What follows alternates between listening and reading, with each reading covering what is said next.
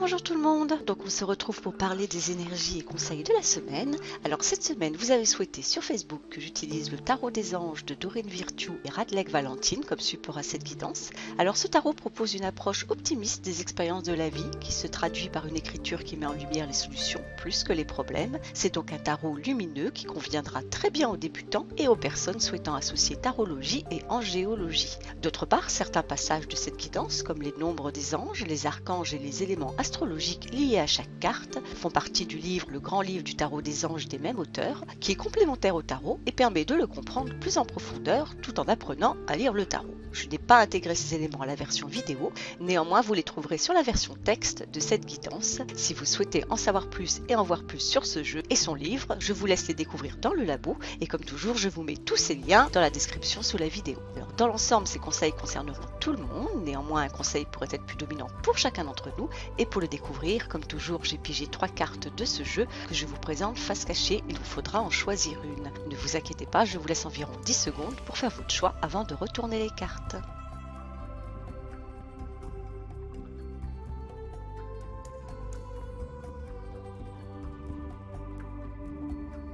Bon, les 10 secondes sont passées, on va donc découvrir les cartes. Si vous avez choisi la carte numéro 1, c'est le 9 d'air, s'attendre au pire, prédiction qui se réalise, nuit blanche. Alors, je vous rassure tout de suite, ne soyez pas effrayés par cet arcane mineur. En effet, le 9 d'air, qui est traditionnellement le 9 d'épée, vient nous conter toutes les histoires effrayantes et les films catastrophes créés par notre mental et notre imaginaire que nous finissons par créer inconsciemment dans la réalité. Mais comme nous sommes maîtres de nos créations, il y a toujours la possibilité de changer de cap et de reprendre le contrôle sur nos créations. Alors il arrive que dans certaines circonstances, face à certains événements, les éléments en jeu, les protagonistes d'une situation viennent si violemment se confronter à nos peurs que nous avons beaucoup de difficultés à rester réalistes, objectifs et constructifs. Et voilà que nos peurs nous perdent dans les dédales de notre psyché, échafaudant la suite de l'histoire, présageant notre chute, aspirés par le vide d'un précipice que nous créons de toutes pièces dans les méandres de nos inquiétudes. Et présageons par avance le naufrage. Ces vicissitudes viennent se loger dans la moindre seconde résonante de nos nuits à attendre que le sommeil vienne enfin s'abattre sur nous pour nous délivrer de nous-mêmes. Avez-vous remarqué que lorsque l'on est dans cet état d'être, nous n'abordons plus du tout de la même manière la situation et les autres? En effet, nous sommes tellement prisonniers de nos pensées que nous nous auto-conditionnons à interagir de manière négative avec notre environnement. Nos actes, nos paroles, nos choix ne sont motivés que par la nécessité de contrôler nos peurs et de nous rassurer.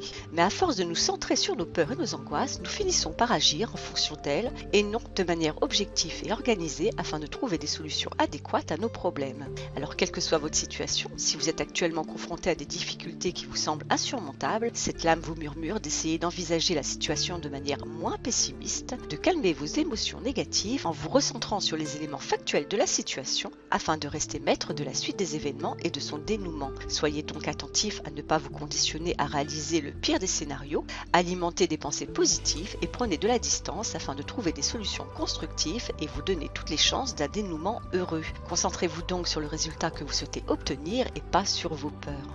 Si vous avez choisi la carte numéro 2, c'est le soleil, heureux dénouement, des idées brillantes menant à la réussite et ayez foi en vous-même. Comme cette belle lame nous réchauffe le cœur, voici le soleil qui vient nous réchauffer de sa belle lumière. Quelle que soit notre situation, cet arcane vient nous rassurer en nous contant l'histoire des dénouements heureux à condition que l'on parvienne à mettre notre ego, c'est-à-dire l'orgueil par exemple ou l'égocentrisme, de côté pour laisser transparaître notre propre lumière pour notre plus grand plaisir. Si vous étiez dans l'obscurité, si vous aviez du mal à y voir clair jusqu'alors, le soleil vient vous éclairer de sa lucidité. Si vous êtes en pleine construction d'un projet, le soleil vient vous inspirer des idées nouvelles et des solutions brillantes. Du côté sentimental et familial, le soleil vous murmure qu'en vous centrant sur votre belle lumière intérieure, vous vous mettez en condition pour vivre des moments de joie et de bonheur. Cette lame vous suggère de ne pas hésiter à être généreux envers les autres et également envers vous-même en ayant confiance en vous pour réussir ce qui vous anime actuellement. Aussi, quelle que soit la situation qui vous préoccupe, cette lumineuse carte vous souffle, ayez confiance en vous, mettez en lumière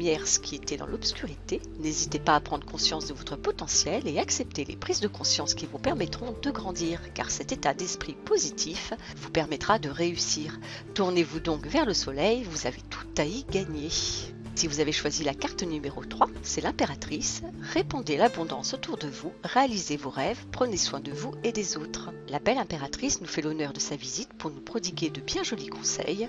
L'impératrice vient nous encourager à donner naissance. Il s'agit de tout ce que nous souhaitons créer dans la matière, ce que nous souhaitons concrétiser, projets, idées, intentions, et également aussi la naissance d'un enfant. Cet arcane vient nous murmurer qu'il n'est plus l'heure de la réflexion, de la planification, de la pensée et des abstractions, mais bien le moment de passer à l'action pour matérialiser nos souhaits et aspirations. Elle est là, à la lisière de nos songes, entre aspiration et réalité, nous demandant de nous réveiller pour réaliser ce qui nous anime et fait vibrer notre cœur. Et si nos actions s'habillent d'autant de ferveur que la motivation qu'on avait à imaginer nos rêves, elle nous promet une très belle fertilité. Aussi, quelle que soit votre situation et vos aspirations, l'impératrice vous encourage à vous appliquer, à vous mouvoir avec amour et à colorer chacun de vos gestes et chacune de vos actions de vos plus belles intentions pour en récolter les fruits espérés. Si vous êtes par exemple dans une situation conflictuelle avec une autre personne, faites confiance à la magie des gestes généreux, bienveillants et empreints de votre beauté d'âme. Si vous mettez en place un projet, façonnez-le de votre meilleure volonté